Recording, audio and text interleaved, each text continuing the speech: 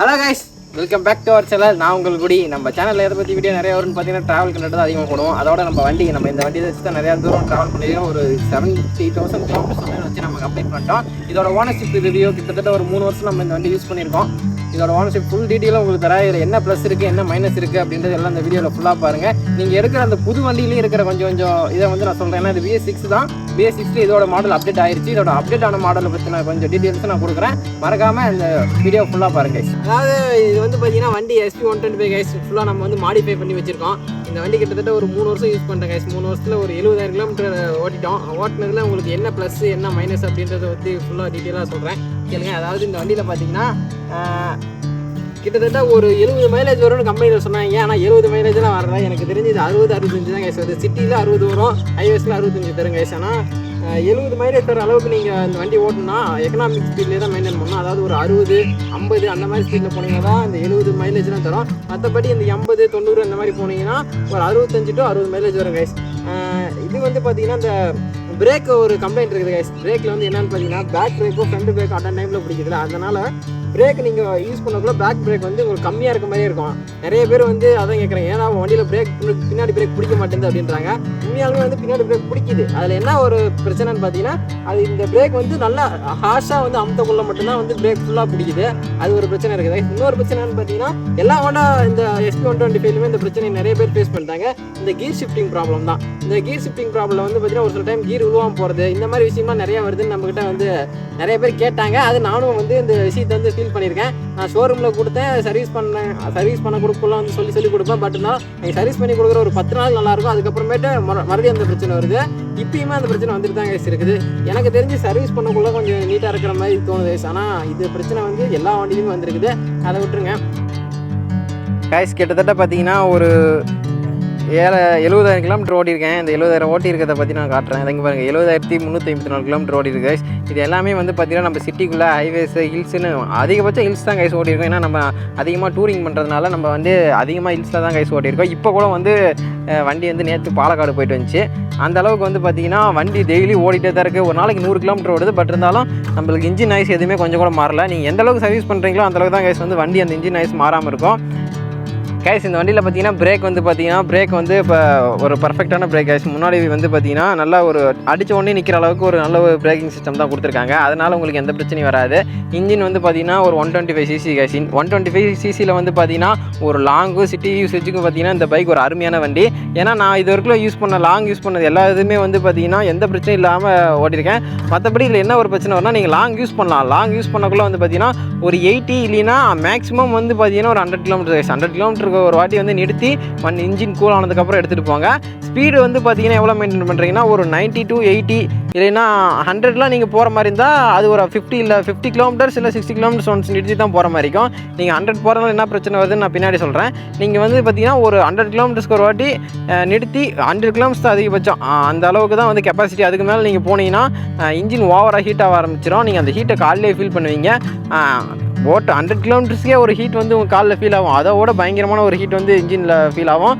அதை நீங்கள் அப்படியே ரன் பண்ணிங்கன்னா இன்ஜின் ஃபுல்லாக டோட்டலாக எல்லாமே ஒரு இதாகிடும். என்ன சவுண்டு கூட உங்களுக்கு சேஞ்ச் ஆகிரும்.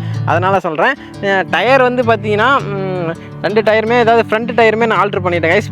பேக் டயருமே ஆல்ட்ரு பண்ணிட்டேன். ஃப்ரண்ட் டயர் வந்து பார்த்தீங்கன்னா இதில் ஸ்டாக்கில் வந்து இதே சைஸ் தான் வரும். ஆனால் அதோட கொஞ்சம் சின்னதாக இருக்கும். நான் கொஞ்சம் ஹைட்டான டயர் போட்டேன்.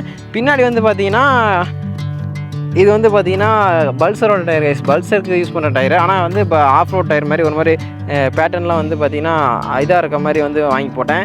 இப்போ பாருங்களேன் அந்த இதெல்லாம் எவ்வளோ தேஞ்சு போச்சுன்னு. இந்த அளவுக்கு நம்ம இந்த இதை ஓட்டியிருக்கோம். இந்த மாதிரி நீங்கள் ஸ்டாக் டயரை மாற்றுறதுனால ஒரு மைனஸ் இருக்குது. என்னென்னு பார்த்தீங்கன்னா ஸ்டாக் டயரை மாற்றும் போது நீங்கள் வந்து அதுலேருந்து கொஞ்சம் ஒரு 10 அந்த மாதிரி டிஃப்ரெண்ட்டில் போட்டிங்கன்னா கூட ஓரளவுக்கு இருக்கும். இந்த மாதிரி ரொம்ப பெருசாக போட்டிங்கன்னா ஃபஸ்ட்டு வந்து மைலேஜ் ஃபுல்லாக ட்ராப் ஆகும் கைஸ். மைலேஜ் ஃபுல்லாக ட்ராப் ஆகும்.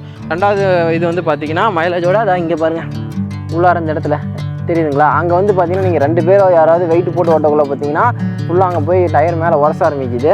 அதனால் வந்து இந்த டயரை நீங்கள் போடக்குள்ள கொஞ்சம் யோசிச்சு போடுங்க. இந்த மாதிரி விஷயம்லாம் ஓகே அப்படின்னா போடுங்க. இதுக்கு ஒரு இது இருக்குது, ஒரு சொல்யூஷன் இருக்குது. என்ன ஒரு சொல்யூஷன் பார்த்தீங்கன்னா நம்ம இந்த ஃபோர்க் இருக்குது பார்த்தீங்களா, இது இன்னும் கொஞ்சம் ஹைட் இன்க்ரீஸ் பண்ணோம். ஃபோர்க்குன்ற பாருங்க சாக்கப்ஸ் இருக்குது பார்த்தீங்களா, இதை வந்து பார்த்தீங்கன்னா இன்னும் கொஞ்சம் இது ஹைட் இன்க்ரீஸ் பண்ணிங்கன்னா உங்களுக்கு இந்த மாதிரி உராயிற பிரச்சனை வராது. அப்புறம் வந்து பார்த்தீங்கன்னா வீலில் அப்புறம் டக்கு டக்குன்னு போயிடுது கைஸ். என்ன எதனால் போகுதுன்னே எனக்கு தெரியல. இந்த வண்டியில் தான் போதா இல்லை வந்து நான் டயர் சேஞ்ச் பண்ணதுனால போதா அப்படின்னு ஒரு பிரச்சனை இருக்குது. அது எப்படின்னு என்னால் தெரியல. ஏன்னா நான் வந்து ஸ்டாக் டயர் கொஞ்ச நாள் தான் யூஸ் பண்ணேன்.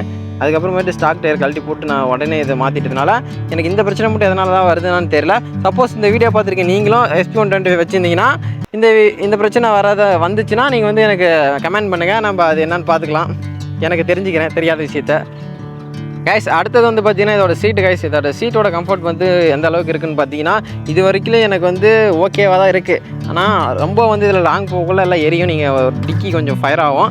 நீங்கள் அதை பார்த்து கொஞ்சம் ஆல்ட்ரேஷன் பண்ணிங்க. லாங்லாம் ஓட்டுற மாதிரி தான் நீங்கள் கன்ஃபார்ம் சீட்டு கொஞ்சம் குஷன் வச்சு அந்த மாதிரி ஆல்ட்ரு பண்ணிங்க கைஸ். அப்புறம் இன்னொரு விஷயம் என்னென்னு பார்த்தீங்கன்னா இந்த டேங்க் கவர் போட்டிருக்கோம் பார்த்தீங்களா. இதில் டேங்க் கவர் போடாமல் யூஸ் பண்ண முடியாது. இது என்ன கம்ப்ளைண்ட்டுன்னு பார்த்தீங்கன்னா டேங்க் கவர் போடாமல் நான் இதை வந்து ரொம்ப அதை வந்து அனுபவிச்சிட்டேன். டேங்க் கவர் போடாமல் யூஸ் பண்ணோம்னா இந்த பெட்ரோல் டேங்க் மூடி இருக்குல்ல கைஸ், இந்த மூடி வந்து மழையில் நினைக்குள்ள தண்ணி அப்படியே உள்ளே போகுது. உள்ளே போயிட்டு இந்த இடத்துல பார்த்தீங்கன்னா தண்ணி வெளியே வரதுக்கு ஒரு பைப் கொடுத்துருப்பாங்க.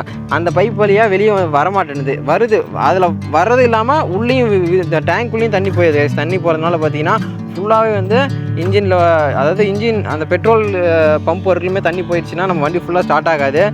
இது ரொம்ப பிரச்சனை கைஸ். அது வந்து இதை தெரியாமல் நம்ம யூஸ் ஓட்டிகிட்டே இருந்துட்டோம்னா வண்டி இன்ஜினில் ரொம்ப ஒரு பிரச்சனை வர்றதுக்கு வாய்ப்பு இருக்குது. இதை வந்து நான் ஃபேஸ் பண்ணேன். இது வந்து நான் வந்து ஒரு ஸ்டைலுக்கோசம் நான் வந்து பார்த்திங்கன்னா டேங்க் கவர் ரிமூவ் பண்ணி இப்படி ஓட்டிகிட்டு இருந்த காலத்தில் பார்த்திங்கன்னா இந்த மாதிரி மழையை நனைஞ்சி தண்ணி ஃபுல்லாக போய் இப்போ தான் வந்து நம்ம டேங்க் கவர் யூஸ் பண்ணிகிட்ருக்கோம். இந்த மாதிரி பிரச்சனை வந்து என்னோடய வண்டியில் இருக்குது. மற்றவங்க வண்டியில் இருக்கிற மாதிரி தான் நீங்கள் இருக்குது. இல்லை ப்ரோ என்னோடய வண்டியில் இந்த மாதிரி தான் வந்து ஆகுது அப்படின்னா நீங்கள் கமெண்ட்டில் சொல்லுங்கள் கைஸ், நான் தெரிஞ்சுக்கிறேன். அப்புறம் வந்து பார்த்திங்கன்னா மற்றபடி ஃபுல்லாக நம்ம வண்டி ஆல்ட்ரு பண்ணியிருக்கோம். இது வந்து ஓனர்ஷிப் ரிவ்யூ வந்து பேசிக்காக நமக்கு என்னென்ன வேணும்னு பார்த்தீங்கன்னா இதோட ப்ராப்ளம் தான் நமக்கு தெரிய வேண்டியது இருந்துச்சு. ப்ராப்ளம் வந்து பார்த்திங்கன்னா கீர் வந்து ப்ராப்ளம் இருக்குது. இன்ஜினில் வந்து பார்த்திங்கன்னா ஓவர் ஹீட்டிங் இஷ்யூ வருது. இப்போ வருது கைஸ். அதாவது குறைஞ்சபட்ச கிலோமீட்டர் ஓட்டினா கூட ஓவர் ஹீட்டிங் இஷ்யூ வந்து இப்போ எனக்கு ஃபீல் ஆகுது. கிட்டத்தட்ட ஒரு 3 வருஷத்தில் வந்து பார்த்திங்கன்னா இப்போ ரீசெண்டாக எனக்கு வந்து இந்த இன்ஜின் ஹீட் ஆகிற ஃபீலிங் வந்து ரொம்ப அதிகமாகவே இருக்குது. இது எதனால் இருக்குதுன்னு எனக்கு தெரியல. ஒருவேளை கிளைமேட் இப்போ வந்து ரொம்ப ஹீட்டாக இருக்கிறதுனால இந்த இஷ்யூலாம் இருக்கா அப்படின்னு தெரில. பட் இருந்தாலும் நான் இன்ஜின் ஆயிலுமே சேஞ்ச் பண்ணி பார்த்துட்டேன். ஹை கிரேட் இன்ஜின் ஆயிலும் ஊற்றிட்டேன், நார்மலாக ஊற்றி பார்த்துட்டேன் கைஸ். அதாவது இப்போ தான் வந்து இந்த ஹீட்டிங் இஷ்யூ வருது. மற்றபடி இதில் பிரேக் தான் கொஞ்சம் பின்னாடி பிரேக் வந்து பார்த்திங்கன்னா லேசாக பிடிக்கிற மாதிரி தான் இருக்கும். ஃபுல்லாக நீங்கள் ப்ரெஸ் பண்ணால் தான் பிரேக் பிடிக்கிற மாதிரி இருக்கும். நீங்கள் அங்கே பின்னாடி பிரேக்கில் ஒரு அட்ஜஸ்ட் பண்ணாலுமே அந்த ஃபீல் வந்து கொடுக்கும். இது என்னன்னு தெரில. இது வந்து இந்த ஃப்ரண்ட் பிரேக்கும் பேக் பிரேக்கும் வந்து நம்ம பேக் பிரேக்கை பிடிக்கல, ஃப்ரண்ட் பிரேக் வந்து ஆட்டோமேட்டிக்காக ஒர்க் ஆகுது. அதனால் இந்த ஒரு அட்ஜஸ்ட்மெண்ட் இருக்குதா அப்படின்னு எனக்கு தெரில. பட் இருந்தாலும் ஒரு வண்டி ஓனராக வந்து பார்த்திங்கன்னா இந்த விஷயம் எனக்கு வந்து பெரிய விஷயமா இல்லை. கரெக்டாக தான் பிரேக்கிங் வந்து பார்த்திங்கன்னா பர்ஃபெக்டாக தான் இருக்குது ஃபஸ்ட்டு. பட் யாராவது புதுசாக வேறு வண்டி யூஸ் பண்ணிட்டு இதை யூஸ் பண்ணக்குள்ள அவங்களுக்கு அந்த மாதிரி ஃபீல் ஆகுது நிறைய வாட்டி சொல்லியிருக்காங்க கைஸ். சரி கைஸ், இந்த வீடியோ வந்து உங்களுக்கு யூஸ்ஃபுல்லாக இருக்கும்னு நினைக்கிறேன். எனக்கு தெரிஞ்ச எல்லா விஷயமும் சொல்லியிருக்கேன். மறக்காமல் வீடியோ ஃபுல்லாக பார்த்தவங்களுக்கு ரொம்ப தேங்க்ஸ் கைஸ். அடுத்து நம்ம ட்ராவல் கண்டென்ட்டில் பார்க்கலாம். நம்ம சேனலில் பார்த்திங்கன்னா அதிகமாக ட்ராவல் ரிலேட்டடான வீடியோ தான் போடுவோம். அடுத்து நம்ம ட்ராவல் ரிலேட்டடான வீடியோவில் பார்க்கலாம். தொண்டையே கட்டிச்சு கைஸ். கிட்டத்தட்ட 1 மணி நேரமாக போராடிட்டு இருக்கிறேன் இந்த வீடியோ எடுக்கிறதுக்கு. அங்கேயும் இங்கேயுமா ஒரு வழியாக எடுத்துட்டேன். Tata guys, bye by.